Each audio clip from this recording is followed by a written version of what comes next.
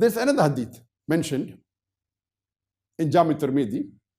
Hadiisa biraa Jaami Tirmizii keessatti ibsamee jira.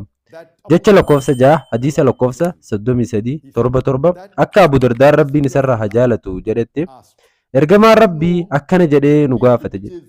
Gocha Rabbiin biratti baay'ee jaalatamaa, hojii Rabbiin biratti subhaanahu wa ta'ala baay'ee qaalii ta'e, hojii Rabbiin subhaanahu wa ta'ala irra caalatti jaalatamaa ta'e Rabbiin biratti beektaa jedhee nu gaafate jedhe. Kan meetii fi warqee dirree waraanaa deemtee morma diinaa rukutuu caalaa dirree waraanatti mormi kee diinaan rukutamuu caalaa jaalatamaa ta'e beektu nun jedhe.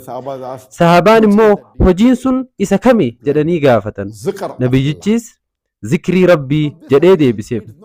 Amma hadiisni kun addatti waa'ee guyyoota kurnan jalqabaa Zulhijjaa hin dubbatu. Walumaa galatti hojiin Rabbiin baay'ee jaalatu zikriidha. Akkasumas hadiisonni biroo ani kanaan dura caqase hundi hojii gaarii guyyoota kurnan jalqaba Zulhijjaa keessa hojjetamee hojii guyyaa biraa hojjetame caalaa gaariidha jedhu. Kanaaf mee yaadi yoo zikrii Rabbii guyyoota kurnan jalqaba Zulhijjaa keessa goote keessattuu bakka gabaa baatee bikka dalagaa sagalee ol kaastee takbiirtaa yoo jette Allahu akbar Allahu akbar laa ilaaha illallah Allahu akbar walillahi alhamd. Imagine the thawab. It is much better than distributing gold. Mee sawaaba yaadi bikka dalagaa teetii osuma teessuu sagalee feetu ol fuutee feetu qaqqabtee mana sibijjaa baatus yoo jette sawaaba isaa yaadime baay'eedha. Warqee yookaan meetii gabaa irratti raabsuu caalaa gaariidha. Dirree waraanaa keessatti diinaan rukutamuu, dirree waraanaa keessatti diina mormaa rukutu yookaan dirree waraanaa irratti diinaan mormi kee sirraa rukutamuu caalaa baay'ee gaariidha. Sunnaa dammaqsinee guyyoota kurnan jalqabaa kana keessatti ofuma keenyaa fi gabaa keessatti illee taatu haa qaraanu. Fi guyyaan kurnan Zulhijjaa baduu irraa eegalee biyyoota irra jireessi Maaleeshiyaa bakka amma halkan walakkaa sa'aatii 12tti dhiyaatutti Zulhijjaan dursee eegalama. Halkan eegalameera garuu guyyaan tilmaamaan sa'aatii 5:50 booda ni jalqaba inshaallah.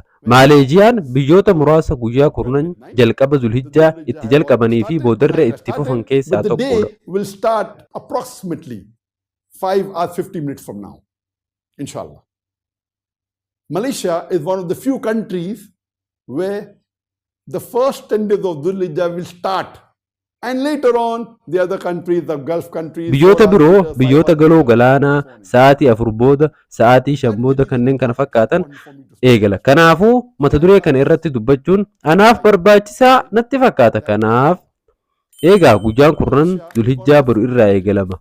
Eegalamee jiran kun biyyoota baay'ee keessatti biyyoota tokko keessatti guyyaa tokko booda Hindii, Paakistaanii fi kanneen kana fakkaatan ta'uu mala. Biyyoota tokko keessatti guyyaa 2 booda ta'uu akka danda'u har'a haa murteessinu. Garuu irra caalaan biyyoota inni ta'e inshaallah irra caalaan guyyoota inni ta'u inshaallah baru irraa eegala. Kanaafuu guyyaa haga kana khayriin haa bareechinu. In some countries it may be 2 days later. But most of the countries it is inshallah starting from tomorrow. So let us make the most of these first 10 days of Dhul Hijjah.